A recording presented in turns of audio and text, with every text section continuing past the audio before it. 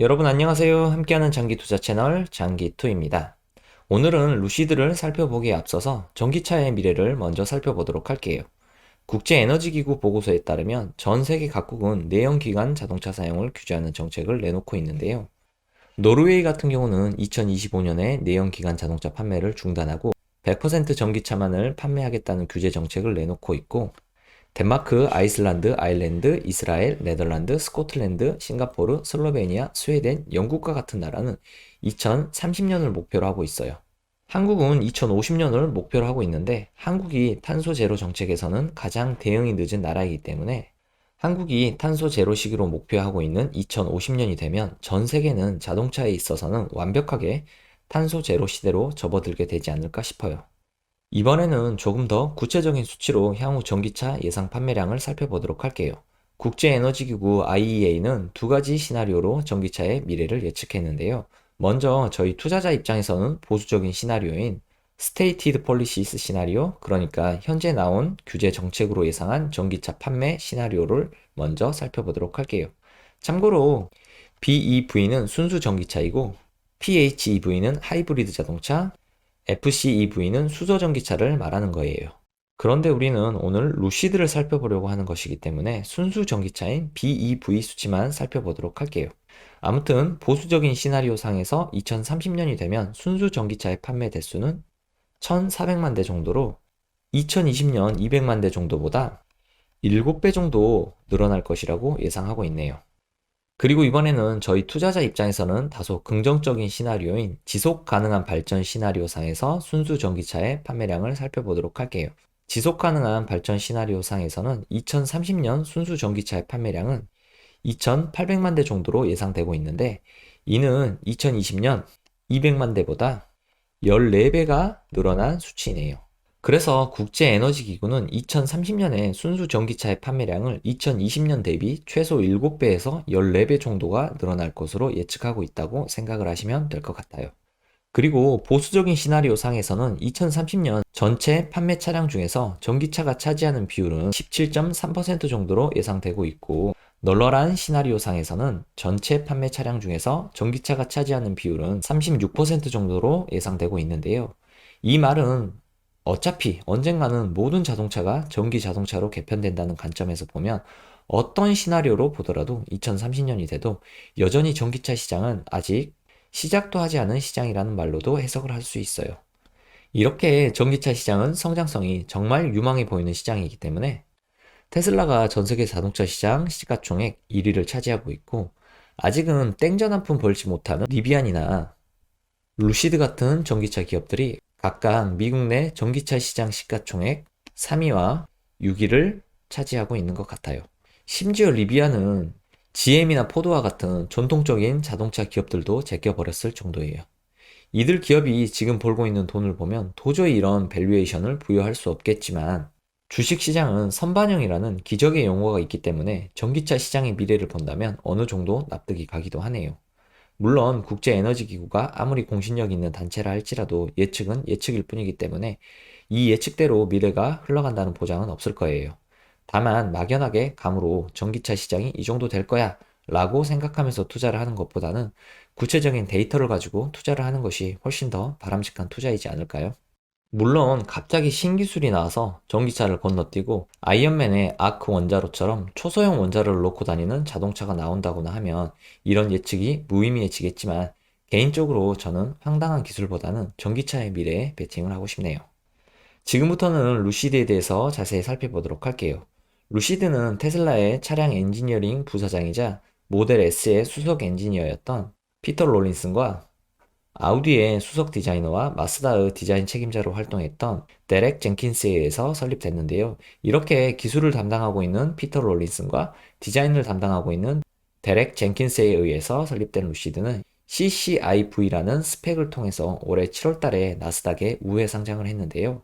스펙 상장 전 사우디아라비아의 국부펀드가 투자자로 참여해 지금 현재 사우디아라비아의 국부펀드가 전체 루시드 지분 62% 정도를 가지고 있고, 기타 기관이 7% 정도를 가지고 있는 상태예요. 그런데 대략 전체 물량의 73%인 이전 루시드 주주의 물량이 2022년 1월 19일에 풀린다고 하니 곧 있을 락업 해제를 대비해야 할 것 같긴 해요. 물론 락업된 대다수의 물량을 사우디아라비아의 국부 펀드에서 가지고 있기 때문에 한 방에 물량을 털어버리지는 않겠지만 어느 정도 수익 실현을 할 가능성도 있으니 참고할 필요성은 있어 보여요. 왜냐면 지난 9월 1일에 전체 주식의 10.3%를 차지하고 있는 파이프 투자자 물량의 락업이 해제되면서 당일에만 10% 정도 주가가 폭락을 했던 적이 있었으니까요. 그리고 최근에 루시드의 주가가 많이 떨어졌다고는 하지만 어찌됐건 상장 전에 투자한 기존 주주들 입장에서는 지금 현재 주가도 자신들이 투자할 때에 비해서는 많이 오른 것은 사실이니까요. 이번에는 루시드라는 기업의 펀더멘털을 분석해 보도록 할게요. 참고로 저는 보통 기업의 펀더멘털을 분석할 때 실적 위주로 분석을 하는데요. 루시드는 지금까지 차량 인도를 제대로 한 적이 없어서 제대로 된 실적이 없는 기업이에요. 그래서 기존의 기업들처럼 분석을 한다면 밸류에이션 자체를 할 수 없기 때문에 절대로 투자를 할 수 없는 기업이 되고 말아요. 그래서 오늘 저는 루시드의 비재무적 지표들을 최대한 찾아서 분석을 해 보려고 해요. 그래서 지난 11월 15일에 발표한 컨퍼런스 콜 자료를 찾아봤는데요. 루시드는 2011년 9월 달부터 차량 생산을 시작했고, 그때부터 지금까지 17,000여 대의 차량을 주문을 받았다고 해요. 그리고 전체 주문 금액은 13억 달러이고 수중에는 48억 달러의 현금이 있다고 해요. 우리나라 돈으로 따지면 거의 6조 원에 육박하기 때문에 루시드가 현금을 많이 가지고 있긴 하네요. 그리고 US Environmental Protection Agency에서 520마일 인증을 받았다고 하는데요. 참고로 US Environmental Protection Agency는 우리말로 번역을 하면 미국 환경보호국 정도 되는데 미국 정부 기관으로서 줄여서 EPA라고 표기를 해요. 아무튼 520마일이면 836km인데 정말 대단한 것 같긴 하네요. 그리고 현재 루시드는 애리조나 공장에서 1년에 34,000대의 생산 능력을 갖췄다고 하는데 이건 이론적인 최대 생산 능력이고 현실적으로 봤을 때 실제 기대되는 2022년 인도 대수는 이번 컨퍼런스 콜에서 루시드의 CEO인 피터 롤린슨이 밝힌 대로 2만 대 정도라고 생각을 하시면 될 것 같아요. 그리고 2023년 완공을 목표로 추가로 공장을 확장하고 있는데 이게 완공되면 최대 연간 9만 대 정도 차량 생산이 가능하다고 하네요. 그리고 지금은 세단인 루시드 에어 한 가지 모델만 있지만 추후 이 공장 증설이 완료되면 SUV도 생산할 계획이라고 하네요. 물론 이런 지표들은 SEC 공시 자료가 아니라 루시드가 컨퍼런스 콜에서 밝힌 내용이라서 어느 정도는 과장이 있을 수 있기 때문에 감안하고 해석을 해야 될 것 같긴 해요. 이번에는 제가 루시드 홈페이지에서 루시드 차량의 모델을 한번 조사를 해봤는데요. 가장 저렴한 모델인 에어 퓨어 모델도 최대 출력이 480마력이고 최대 주행거리도 653km로 엄청난 고성능을 자랑하고 있어요. 69,900달러면 하나로 8천만원대 초반인데 나름 가격도 합리적인 것 같네요. 그리고 가장 고성능 모델은 에어 드림 모델인데요. 에어 드림 모델은 또 레인지 모델과 퍼포먼스 모델로 나눠져요. 레인지 모델은 출력이 퍼포먼스 모델보다 다소 작은 933마력이지만 주행거리가 836km로 어마어마한 주행거리를 자랑하고 있고 퍼포먼스 모델은 출력이 1111마력인 대신에 주행거리가 레인지 모델에 비해서 다소 작은 758km가 나온다고 하네요. 아무튼 레인지 모델이든지 퍼포먼스 모델이든지 엄청난 성능을 가진 것은 확실해 보여요. 물론 가격은 두 모델 다 16만 9천 달러로 하나 2억 원이 넘어가기 때문에 대중화는 조금 힘들 것 같긴 해요. 매출이 없었기 때문에 손익계산서 부분은 살펴볼 것이 없어서 비재무적 지표로 살펴봤는데요. 그래도 재무 상태표는 볼 것이 조금 있는데요. 지금부터 간단히 중요한 것들만 살펴보도록 할게요. 1년 안에 현금화할 수 있는 자산인 유동자산이 1년 안에 갚아야 할 부채인 유동부채에 비해서 얼마나 많은지를 나타내는 지표를 유동비율이라고 하는데요. 보통은 이게 2배 정도가 되면 단기적 유동성이 건전하다고 평가를 해요. 여기 코런트 에셋 나누기 코런트 라이어빌리티를 해주면 유동비율은 18.5배가 나오는데요. 2배를 훨씬 뛰어넘는 수치이기 때문에 유동성은 너무나도 풍부하다고 평가를 할 수 있겠네요. 그리고 이번에는 부채 비율을 구해보도록 할게요. 여기 부채 총계인 토탈 라이어빌리티 나누기 자본 총계인 토탈 에코티를 해주면 부채 비율은 21% 정도가 나오는데요. 보통은 부채 비율이 200% 정도까지는 괜찮다고 평가를 하는데 루시드는 부채 비율이 고작 20%밖에 되지 않기 때문에 기업 내부에 돈이 엄청나게 많다고 볼 수 있겠네요. 물론 적절하게 레버리지를 사용해서 기업 활동을 해야 수익을 극대화할 수 있기 때문에 이렇게 돈을 마냥 쌓아두기만 하는 것이 좋은 것만은 아니긴 해요. 하지만 루시드는 적자 기업이기 때문에 고간에 쌓아둔 돈은 앞으로 계속해서 빠져나가기만 할 거예요. 그렇기 때문에 지금은 낮아 보이는 부채 비율도 점점 더 높아질 수밖에 없는 구조이기 때문에 루시드 같이 적자를 기록하는 성장주들은 이렇게 돈을 쌓아 놓는 게 맞는 거예요. 여기 어큐뮬레이티드 디퍼짓 항목이 바로 누적 적자 항목인데 작년에 비해서 4배 정도가 늘어난 것이 보이시죠? 그런데 이건 앞으로도 흑자 전환을 하기 전까지는 계속해서 늘어나서 자본 총계를 까먹을 거예요. 물론 작년까지만 해도 자본 잠식 상태였지만 올해 7월 달에 상장을 하면서 자본금이 48억 달러로 늘어난 것처럼 투자를 받는다면 자본 총계가 다시 늘어나기도 하겠지만 투자를 받는다는 말은 기존 주주들 입장에서는 자기의 주권이 희석된다는 말과도 같기 때문에 투자를 받는 것이 마냥 좋은 것만은 아니에요. 그래서 우리 같은 주주 입장에서는 루시드가 언제쯤 흑자 전환을 하냐가 관건이긴 한데 솔직히 루시드가 향후 몇 년 내에 흑자 전환을 할 가능성은 낮아 보여요.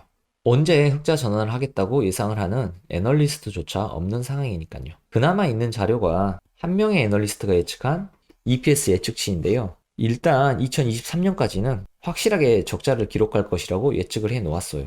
솔직히 하나만한 예측인 것 같긴 해요. 이 정도 예상은 누구나 할 수 있는 예측이니까요. 아무튼 그래서 루시드에 투자를 하려는 분들이라면 정말 장기적으로 마음을 먹고 투자를 해야 할 것 같아요. 물론 엄청나게 높은 단기적 변동성은 덤이고요. 그래서 저는 성장주 투자는 성장의 과실을 따먹을 수 있는 먼 미래를 보고 장기 투자를 하는 것이 맞다고 보지만 높은 변동성을 보고 단타를 노리는 분들도 많은 줄로 알고 있어요. 이 부분은 누가 맞다, 틀리다의 문제는 아니라고 봐요. 각자의 투자 스타일대로 투자를 하면 될 뿐이니까요. 아무튼 저처럼 장기 투자를 하는 분들이나 단타를 노리는 분들 모두 안전벨트는 꽉 매셨으면 좋겠어요. 앞으로도 엄청나게 흔들릴 것이 분명하니까요. 이번에는 테슬라와 비교를 한번 해보도록 할게요. 일단 테슬라 최고 성능 모델인 모델 S 사륜 구동과 루시드의 최고 성능 모델인 에어 드림 퍼포먼스 모델을 비교해 보도록 할게요. 루시드에 탑재된 배터리 용량이 118kWh로 100kWh를 탑재한 테슬라보다도 더 크기 때문에 최대 주행 거리도 758km로 637km인 테슬라보다도 루시드가 더 길다는 것을 알 수 있겠네요. 그런데 1kWh당 주행 거리도 루시드가 6.42km로 6.37km인 테슬라보다 루시드가 더 길다는 점이 조금 놀라웠어요. 그렇기 때문에 루시드가 단순히 배터리 셀의 용량만을 늘려서 주행 거리를 늘린 것이 아니라 배터리 최적화도 잘했기 때문에 주행거리가 긴 것이라고 해석을 해도 좋을 것 같아요.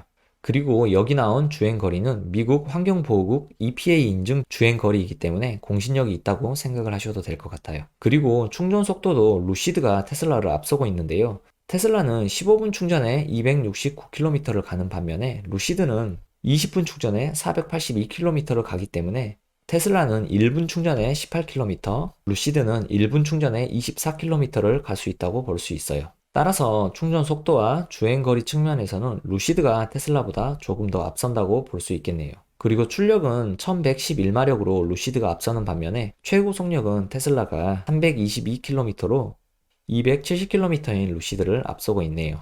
그리고 제로백은 테슬라가 2.1초, 루시드가 2.5초인데요. 루시드는 제로백이 아니라 제로 투 60마일이라서 제로백식으로 표현을 하면 제로 96km 정도 되겠네요. 그래서 제로백은 테슬라가 앞서고 있네요. 가격은 테슬라가 13만 달러이고 루시드가 16만 9천 달러이니까 가격적인 측면에서는 테슬라가 앞서고 있네요. 서로의 장단점이 있긴 하지만 두 차량 모두 굉장히 고성능의 전기차임은 확실해 보여요. 그런데 우리가 소비자의 입장이라면 테슬라 자동차가 좋니, 루시드 자동차가 좋니 하면서 설왕설래할 수 있겠지만 우리는 투자자이기 때문에 두 기업이 차량을 판매해서 어느 정도 이윤을 발생시키는지가 중요해요. 그런 의미에서 테슬라는 이미 안정권에 접어든 기업이라고 할 수 있어요. 보시는 것처럼 차량을 한 대 만들면 70%가 원가로 들어가고 30%가 테슬라의 이윤으로 잡히기 때문이에요. 물론 30%라고 표현하는 그로스 프로핏 마진에서 연구개발비도 빼고 판매관리비도 빼고 세금도 빼고 금융비용도 빼야 진짜로 해당 기업이 얻는 순수익이긴 해요. 하지만 저는 제조업을 주요 비즈니스로 가져가는 기업의 수익성을 판단할 때는 그로스 프로핏 마진이 정말 중요하다고 생각해요. 아무튼 테슬라는 30%의 그로스 프로핏 마진을 기록하고 있기 때문에 원가 비용 관리의 최적화가 굉장히 잘 되어 있다고 볼 수 있어요. 왜냐면 전 세계 상위 12 자동차 제조 기업들의 그로스 프로핏 마진을 보면 20%가 넘는 기업들이 거의 없는 것을 보실 수 있으실 거예요. 여기 테슬라의 그로스 프로핏 마진이 23%로 표기됐지만 이건 태양광 같은 테슬라의 다른 사업부 그로스 프로핏 마진이 합쳐져서 그런 거지 자동차 사업부만을 보면 30%가 맞아요. 참고로 현대차는 그로스 프로핏 마진이 18% 정도 돼요. 그렇기 때문에 제가 여기서 하고 싶은 말은 루시드의 차량이 테슬라 이상으로 좋은 건 확실하지만 과연 그로스 프로핏 마진도 테슬라만큼 나올지가 관건이라는 거예요. 테슬라가 주행거리나 충전 속도가 루시드에 비해서 다소 떨어지는 모습을 보이고 있지만 그것만 보고 루시드가 최고이다 라고 판단을 하지 말자는 거예요. 왜냐면 테슬라가 기술력이 부족해서가 아니라 수익성이라는 측면 때문에 기술적 여력이 충분함에도 적절한 성능만을 유지하는 것일 수도 있으니까요. 따라서 우리는 투자자이기 때문에 차량의 성능만을 보지 말고 다음 분기에 밝혀질 루시드의 그로스 프로핏 마진을 유심히 지켜봐야 할 것 같아요. 차량은 좋은데 기업 입장에서 손에 남는 게 별로 없으면 소비자들에게는 좋은 기업이겠지만 우리 같은 투자자 입장에서는 안 좋은 기업이 될 테니까요. 제가 준비한 영상은 여기까지이고요. 이상 함께하는 장기투자 채널 장기투였습니다.